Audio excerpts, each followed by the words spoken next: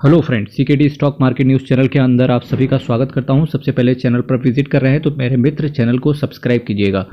देखिए, आज मैं आपके सामने एसबीआई स्मॉल कैप के बारे में बात करने जा रहा हूं, क्योंकि काफ़ी सारे इन्वेस्टर्स के दिमाग में एक डाउट आ रहा होगा कि एसबीआई स्मॉल कैप के अंदर रिटर्न नहीं आ रहा है। तो सबसे पहले बात करते हैं जिस बेंचमार्क को एसबीआई स्मॉल कैप फॉलो करता है, वो बेंचमार्क है निफ्टी स्मॉल कैप 250। तो चलिए इसी बेंचमार्क की सबसे पहले बात करते हैं कि बेंचमार्क ने कितना रिटर्न दिया है और एसबीआई स्मॉल कैप कहाँ स्टैंड करता है। एसबीआई निफ्टी, एसबीआई का मैंने खोल रखा है, SBI Nifty small cap 250 index fund की बात करेंगे तो आप इसका अगर इंडेक्स फंड की रिटर्न की बात करेंगे तो 64% का रिटर्न एक साल में इन्होंने, यानी कि 64% का CAGR इन्होंने बना के दिया है। अब आपको एक शिक्षा यहाँ से ये मिल रही होगी कि अगर मैं एक साल के रिटर्न के हिसाब से बात करूँ तो किसी भी स्मॉल कैप कैटेगरी के म्यूचुअल फंड ने अपने इंडेक्स को बीट नहीं किया है। तो कहीं ना कहीं जो लोग सोचते हैं कि इंडेक्स फंड क्या होता है, कैसा रहता है, तो मेरा मित्र आपको क्या होता है कि लॉन्ग टर्म में इंडेक्स को काफ़ी म्यूचुअल फंड बीट कर जाते हैं। तो इस वजह से पर्टिकुलर अगर आप इंडेक्स में इन्वेस्ट करते हो तो आपको एक स्टैंडर्ड मिलेगा रिटर्न, पर अगर आप एक म्यूचुअल फंड के अंदर इन्वेस्ट करते हैं तो डेफिनेटली आपको एक मल्टी लेटरल टाइप के या बोलो मल्टी बैगर टाइप के रिटर्न या एक्सेप्शनल रिटर्न देखने को आपको मिल सकते हैं। खैर, हमारी चर्चा यहाँ पर ये चल रही थी कि एक साल में 64% का CAGR है और मैं इसके इंडेक्स की बात कर रहा था, निफ्टी स्मॉल कैप 250 की। तो यहाँ से एक चीज़ आपको सीखने को मिली, चाहे स्मॉल कैप कैटेगरी का इंडेक्स फंड हो, चाहे स्मॉल कैप कैटेगरी का कोई म्यूचुअल फंड हो, रिटर्न आपको ऑलमोस्ट सिमिलर ही देखने को मिलेगा। पर लॉन्ग टर्म में कहीं ना कहीं इंडेक्स हो सकता है कम रिटर्न आपको दे, पर इंडेक्स के अंदर एक सिक्योरिटी भी रहती है कि जी हाँ, इंडेक्स हमेशा चलेगा, म्यूचुअल फंड रहे या ना रहे। ठीक है, कहते हैं SBI small cap fund direct plan growth की बात करेंगे तो 169 का इसका NAV, 169 रुपये का इसका NAV चल रहा है। एक साल के रिटर्न की बात करेंगे 35% का CAGR इन्होंने दिया है। वहीं इंडेक्स की बात कर रहे थे 64% का CAGR इन्होंने दिया था। मैक्सिमम बात करेंगे, अभी भी इस म्यूचुअल फंड ने 26% के CAGR के हिसाब से रिटर्न बना के दिया है। ठीक है, इसके साथ साथ म्यूचुअल फंड की दुनिया में उतार चढ़ाव से आपका सामना रहेगा। 3 आउट ऑफ 5 वैल्यू रिसर्च ने इसको रेट किया है। रामा अय्यर श्रीनिवासन साहब आपके पैसे को मैनेज करके चल रहे हैं।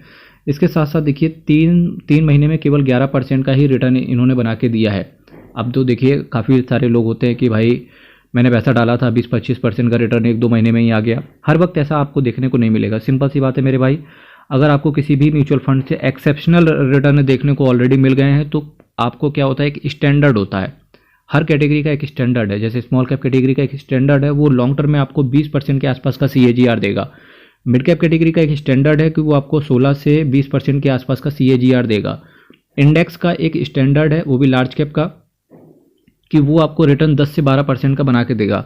अगर इस स्टैंडर्ड से ज़्यादा कोई म्यूचुअल फंड अगर आपको रिटर्न बना के दे रहा है तो डेफिनेटली वो लॉन्ग टर्म में अपने आप को करेक्ट करेगा, क्योंकि लॉन्ग टर्म में कोई भी म्यूचुअल फंड अपने स्टैंडर्ड को बीट नहीं करेगा। अगर कोई कर रहा है तो दैट्स इट, आपके पास किस्मत अच्छी थी, आपका पैसा बन गया।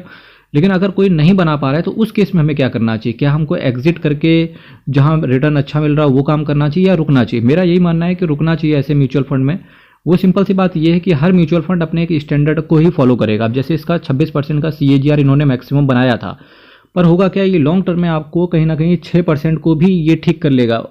6% को ऑलमोस्ट ये अपने आप को अपग्रेड कर लेगा या 6% को एवरेज कर लेगा। तो कहीं ना कहीं इस म्यूचुअल फंड से भी आपको लॉन्ग टर्म में 20% के आसपास का ही CAGR देखने को मिलेगा। ठीक है, तो हो सकता है किसी साल आपको रिटर्न ना मिले, तो समझ जाना कि बस ये म्यूचुअल फंड अपने आप को कहीं ना कहीं रेस्ट्रिक्ट कर रहा है या अपने बेंचमार्क या अपने स्टैंडर्ड के हिसाब से अपने आप को करेक्ट कर रहा है। तो इस वजह से कभी भी शॉर्ट टर्म में कोई म्यूचुअल फंड में गिरावट हो और म्यूचुअल फंड अच्छा हो तो पैनिक करके ये नहीं कोशिश करनी चाहिए हमें बेचना है, बल्कि उस वक्त पे कोशिश ये करो कि हमें अपनी SIP को टाइम से पेमेंट करें, और अगर पैसा पड़ा है तो थोड़ा बहुत लमसम भी कर सकते हैं, अनटिल और अनलेस जब तक मार्केट ना गिरे। 6 महीने में रिटर्न को देखेंगे 16% का एब्सोल्यूट आया है, एक साल में 35% का रिटर्न आया है, और 10 साल में देखेंगे 1148% का CAGR इन्होंने बना के दिया है। अब कहीं ना कहीं ये म्यूचुअल फंड अगर मैं बात कर रहा हूँ तो अगर 800-900% का भी CAGR अगर इसके अंदर आ जाए तो डेफिनेटली ठीक ही है भाई। और जबकि अभी तो रिटर्न भी बन रहा है 10 साल में, देखिए 1148% का CAGR क्या हो रहा है। ठीक है, तो यही बोलते हैं भाई, म्यूचुअल फंड में अगर आपका पैसा लगा हुआ है तो डेफिनेटली लॉन्ग टर्म का होराइजन सोचो। कई सारे इन्वेस्टर सोचते हैं कि लॉन्ग टर्म का मतलब 1 साल हो गया, 2 साल हो गया, ऐसा नहीं है। अगर आप म्यूचुअल फंड की दुनिया में रुके हो तो इन्वेस्टमेंट का एक मतलब सीधे से समझिए, कोई यहाँ पे पैसा डालने वाली मशीन नहीं है। आपने पैसे डाले और बस ATM मशीन की तरह बाहर आ गए पैसे, ऐसा नहीं है। यहाँ पर आपको चीज़ें देखनी पड़ेंगी और साथ ही साथ टाइम भी लगेगा। म्यूचुअल फंड को अगर आप केवल असेट की तरह ही इसको ट्रीट करो, हमारी अकाउंट की लैंग्वेज में तो इसको असेट ही ट्रीट किया जाता है, कैपिटल गेन भी उसी हिसाब से लगता है एक असेट के हिसाब से। पर डेफिनेटली जो ये नया इन्वेस्टर, कोविड के बाद वाला जो इन्वेस्टर आया, वो सोचता है बस म्यूचुअल फंड पैसे डालने की मशीन है, बस पैसे डालो उधर से एटीएम से कैश करा लो।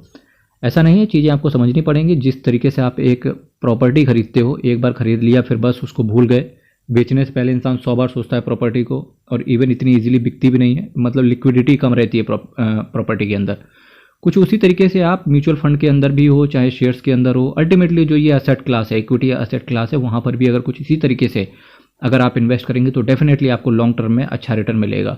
अगर आप 1-2 साल के होराइजन पे इन्वेस्टमेंट करने का चांस रखते हो या सोच रहे हो, तो उस केस में सिर्फ आप खरीदेंगे और सिर्फ बेचते रह जाएंगे, और गारंटी से बता रहा हूँ फिर तीसरे चौथे साल जब मार्केट में आप सब कुछ बेच बाच के आगे निकल जाएंगे, तो किसी थर्ड आदमी को आप केवल एक ही ज्ञान दे रहे होगे कि यार मैंने भी बड़ा पैसा डाला था, और सिंपल सी बात है, शेयर मार्केट एक सट्टा बाजार है, दैट्स इट। बिकॉज सट्टा बाजार शेयर मार्केट नहीं है। सट्टा तो भाई वो प्रॉपर्टी भी हो जाती है जिसे आप रोज खरीदो रोज बेचो, पर आप उसे बेचते नहीं हो ना, क्योंकि एक बार खरीदा, एक तो वो बिक्री नहीं है तुरंत, क्योंकि लिक्विडिटी कम रहती है प्रॉपर्टी के अंदर। आप बायर ढूंढोगे, महीना 2 महीने बाद कोई दलाल या ब्रोकर पकड़ोगे, बेचने वाला कमीशन अलग लेगा, खरीदने वाला कमीशन अलग लेगा, तो बहुत सारे झमेले हैं वहाँ पर, ठीक है। वैसा ही कुछ पर यहाँ पर क्या है, बहुत इजीली है भाई, आज खरीदो कल उठा के बेच दो, कोई दिक्कत नहीं है, कोई रोकने वाला नहीं है।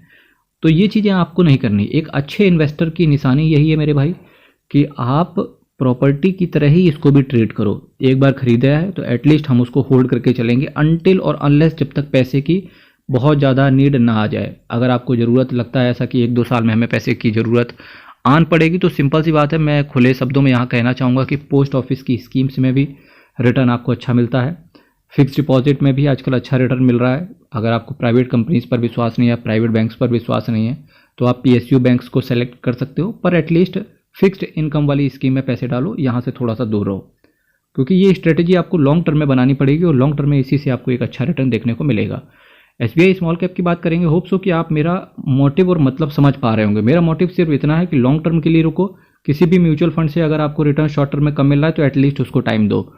24,861 करोड़ का इसका असेट साइज है, 0.67% का ये एक्सपेंस रेशियो चार्ज करके चल रहे हैं, 5.42% का ये कैश होल्ड करके चल रहे हैं। S&P BSE 250 small cap total return index को, मैंने निफ्टी का 250 दिखाया था, ये फॉलो करते हैं BSE 250 स्मॉल कैप। प्लान आपका ग्रोथ है, 1 साल के अंदर निकलने की कोशिश करोगे तो 1% का अलग से एग्जिट लोड आएगा।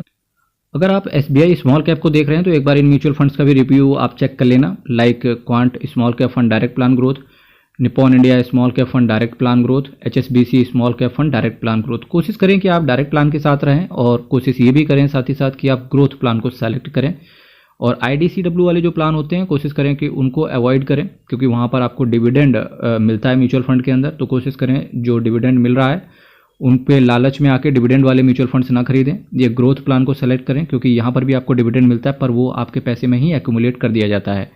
कोशिश करें कि डायरेक्ट प्लान के साथ रहें, रेगुलर प्लान को अवॉइड करने की कोशिश करें, क्योंकि रेगुलर प्लान के अंदर बहुत ज़्यादा एक्सपेंस रेशियो रहता है, ठीक है। और साथ ही साथ ये भी कोशिश करें कि किसी भी म्यूचुअल फंड में इन्वेस्ट करने से पहले एक बार अपने फाइनेंशियल एडवाइजर से जरूर पूछें। SBI AMC की बात करेंगे, 9,276। फाइनली इस म्यूचुअल फंड ने 9 लाख करोड़ का AUM पार कर लिया है। बहुत जल्दी ऐसा होगा, शायद 2-3 साल भी ना लगें इसको, कि 1 लाख करोड़ का AUM ये ऑलरेडी पार कर जाए। क्योंकि मेरे भाई किसी से आप बोलते हो ना SBI, उसके दिमाग में ट्रस्ट जागता है, एक वो तुरंत कनेक्ट करता है बैंक को अपने आप से, जबकि बैंक का AMC से कोई लेना देना नहीं है, दूर दूर तक कोई लेना देना नहीं है, पर फिर भी SBI ने साख या अपनी गुडविल कुछ इस तरीके से बना रखी है कि लोग इस पर ट्रस्ट करते हैं। होना भी चाहिए, क्योंकि रिटर्न भी भारी, चाहे SBI का स्मॉल कैप हो, चाहे SBI का मिड कैप हो, चाहे SBI का इंडेक्स फंड हो, इन्होंने अच्छा रिटर्न बनाया है, चाहे SBI का टेक्नोलॉजी फंड ही क्यों ना हो। 9,276 करोड़ का AUM है, और टोटली 145 स्कीम को मैनेज करके चल रहे हैं। मेरे भाई चैनल को सब्सक्राइब कीजिएगा, वीडियो को लाइक कीजिएगा, कोई कमेंट हो तो कमेंट रखिएगा, पर्सनल बात करनी हो तो व्हाट्सएप कीजिएगा, अबाउट सेक्शन में मिल जाएगा यूट्यूब के। हर हर महादेव, अयप्पा शरणम, हरि शरणम, बहुत बहुत धन्यवाद।